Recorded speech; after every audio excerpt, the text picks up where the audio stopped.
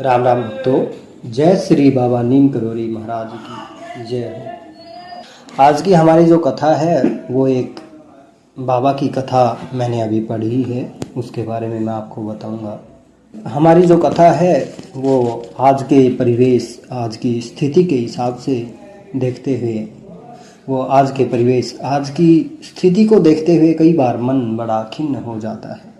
जो हमारे पूजा स्थल है, मंदिर है, इनकी स्थिति, इनके तौर तरीके और वहाँ की व्यवस्था को देखते हुए, और काफ़ी चीज़ें हैं जिनको देखते हुए मन बड़ा खिन्न हो जाता है। क्या करे क्या ना करे, बड़ी मुश्किल समझ आता है। तो उस समय जब बाबा नीम करोली सशरीर थे तो उनके पास एक भक्त आता है, इसी प्रकार की द्विधा के साथ। हुआ क्या कि उन भक्त के एक गुरुजी महाराज थे जो कि अब सूक्ष्म शरीर में थे, समाधिस्थ थे। तो जो उनका धाम था, जो जहाँ पर महाराज जी निवास करते थे, उन भक्त के गुरु महाराज निवास करते थे, वहाँ पर अब स्थितियाँ बहुत अलग तरीके की हो चुकी थी। वहाँ पर जो भी द्रव्य आता था उनका उपयोग जिस प्रकार से होना चाहिए था उस प्रकार से नहीं हो रहा था। तो उस भक्त को इससे बड़ी आपत्ति थी,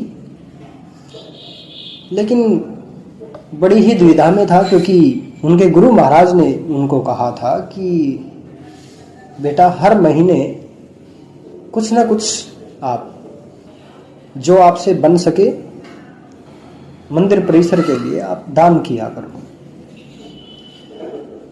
गुरु की आज्ञा थी, लेकिन स्थितियां ऐसी थी कि वो उसको पूरा करे तो वो उनका जो द्रव्य है वो ठीक से यूज नहीं हो पाता। मन व्यथित था, उथल पुथल थी। तो महाराज जी के पास आए। महाराज जी ने परेशानी का कारण पूछा। भक्त ने बताया कि महाराज ऐसी ऐसी बात है। महाराज जी ने कहा कि तुम्हें क्या लेना देना संसार से,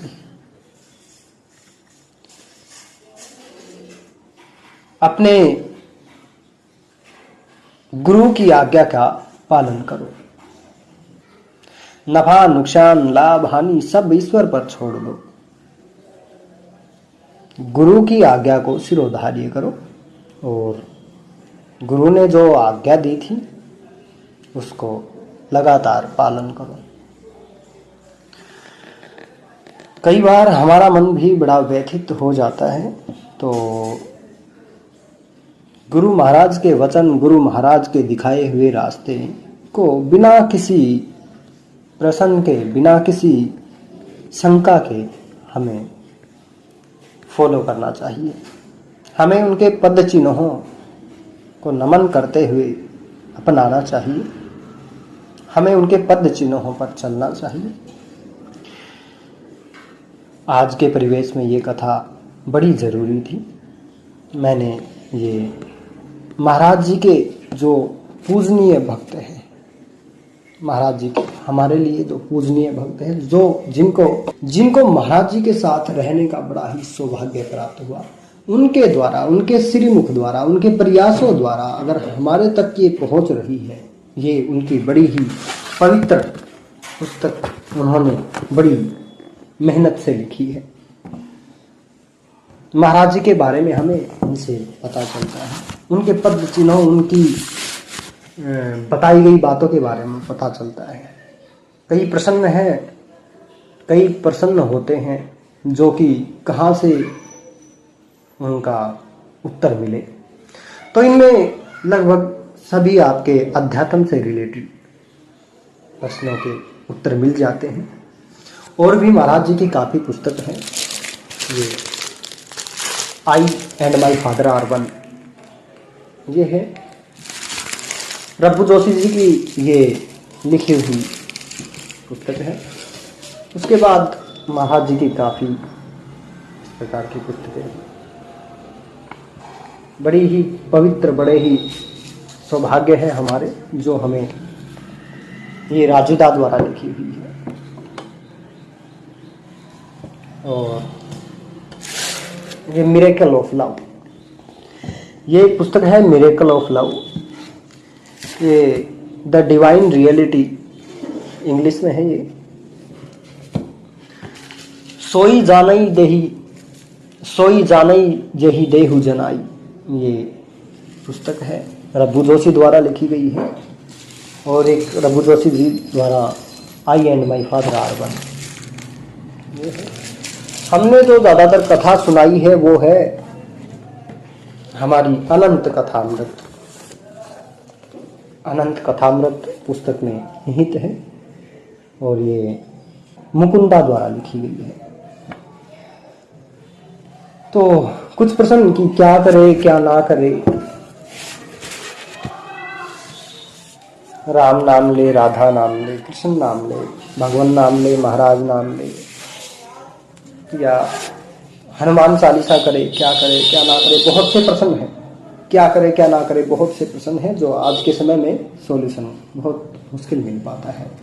तो ये बिल्कुल पवित्र है, बिल्कुल सत्य है, इन पर विश्वास कीजिए और आपके लगभग सभी प्रश्नों का उत्तर मिल जाएगा।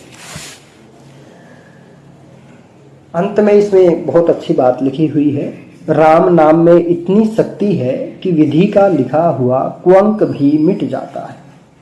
राम नाम की बड़ी महिमा बताते थे महाराज। तो एक चीज कि इसमें इनको पढ़ने के बाद आपका भी ऐसा कोई प्रश्न हो तो इनमें शायद आपका उत्तर मिल जाए। महाराज जी तो सर्वसमर्थ है, वो तो आपका उत्तर दे ही देंगे। आज का ये अंक, ये कथा आपको कैसी लगी ज़रूर बताइए। माफ़ी चाहते हैं काफ़ी समय तक आपसे दूर रहे। गुरुजी महाराज की कृपा है, जहाँ भेज दिया वहाँ चले गए। और जब चाहेंगे तो अपने आप बुला लेंगे, जब चाहेंगे तब तैयारी हो जाएगी, जब चाहेंगे तब सिमट के बैठ जाएंगे। जय श्री महाराज।